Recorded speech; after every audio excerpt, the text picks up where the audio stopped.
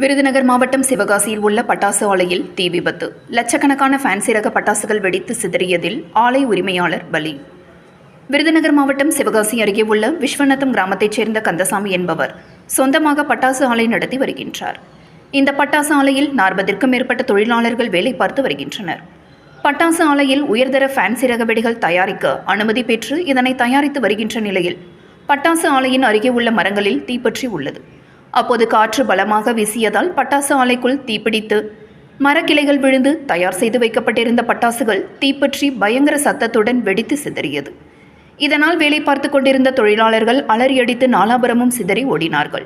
இந்த விபத்தில் பட்டாசு நிறுவனத்தின் உரிமையாளர் கந்தசாமி எதிர்பாராத விதமாக உயிரிழந்தார். சம்பவம் அறிந்த தீயணைப்பு படையினர் விரைந்து வந்து தீயை அணைத்தனர். இதுகுறித்து எட்டயபுரம் போலீசார் வழக்கு பதிவு செய்து விசாரணை நடத்தி வருகின்றனர்.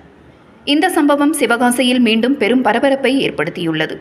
தீயில் வெடித்து சிதறிய பட்டாசுகளின் மதிப்பு லட்சக்கணக்கில் இருக்கலாம் என்பது முதற்கட்ட விசாரணையில் தெரியவந்துள்ளது என்பது குறிப்பிடத்தக்கது.